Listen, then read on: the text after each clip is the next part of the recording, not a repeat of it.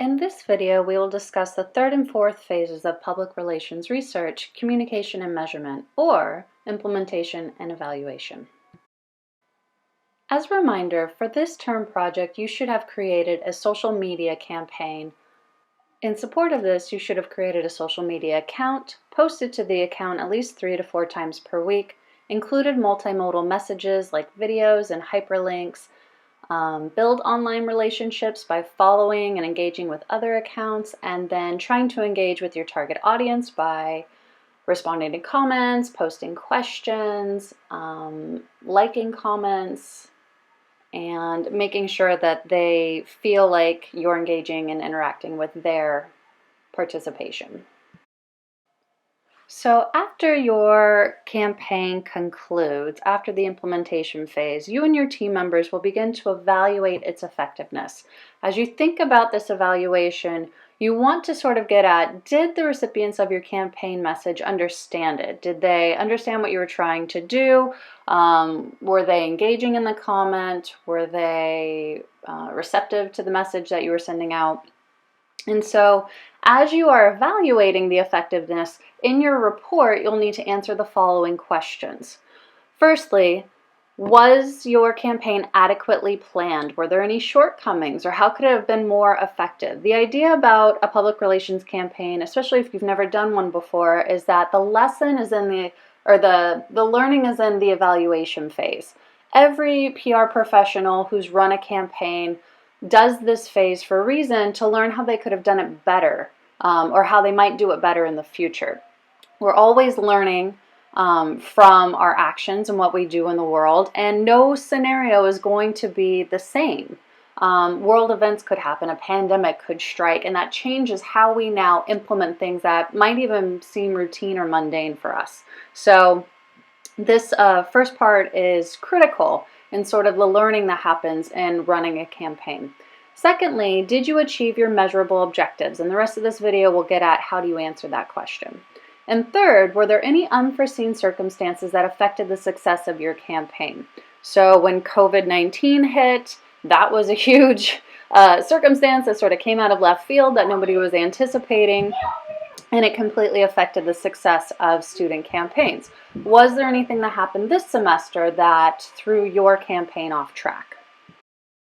So to answer that second question, did you achieve your measurable objectives? There are several ways that you can go about doing this. First is by measuring engagement.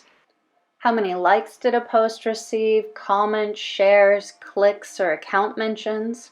You'll want to also measure awareness, which entails impressions and reach, which we'll get to next in the video.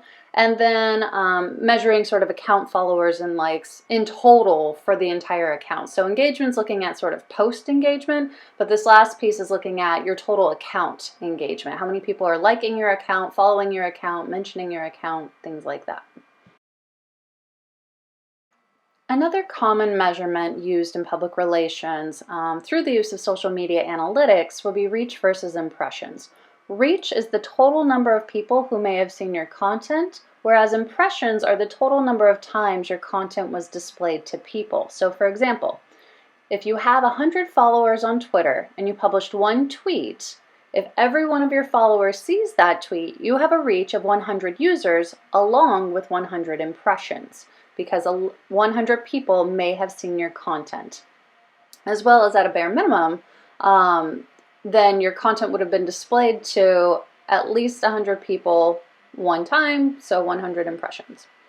However, for example, tomorrow you publish 2 tweets to the same 100 followers. Your reach is still 100 users because your follower count didn't change, so it's still 100 people. However, now you have 200 impressions, because every single one of your 100 followers saw both tweets that you published, in theory.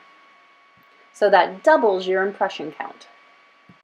The social media analytics embedded in your platform for whichever platform you chose will be critical for finding these numbers, right? So Twitter and Facebook will automatically throw you these numbers. However, Instagram will only provide you this data if you establish your account as a business account from the very first day of your campaign. If you try and switch this later on, it only will start your analytics from the point that you make it a business account. So if you try to do that at the end of your campaign, you will have not collected any data for your campaign. But because these student campaigns end up being so small, that doesn't ruin your whole evaluation. You'll just have to hand count everything. If you were to work for a large corporation or an account that has heavy usage, these analytics are invaluable because we can't be counting like thousands of impressions. So these come in handy. So to look at a more in-depth example of this, I'm going to be looking at Twitter analytics, but again, Facebook and Instagram have similar features.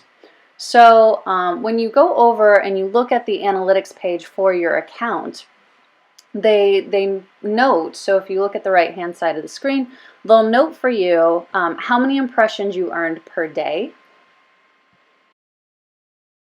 as well as per tweet. So you'll want to pay attention to where these different areas, or per post I should say, you'll want to pay attention to these different areas where they're listed in the analytics page. In this example, you'll see that they have an engagements column as well. So again, this is per post, which is nice. You can sort of analyze per post which one was having the largest impact, which one received the largest engagement or the largest reach or impressions. And that will help you in your evaluation phase to sort of think about the types of content that attract engagement. Not all posts are created equal. Some are more engaging than others. What strategies were you using? Think about these things when you write up your evaluation. What kind of strategies were you intentionally trying to employ, and were they effective? Did they help your campaign become effective?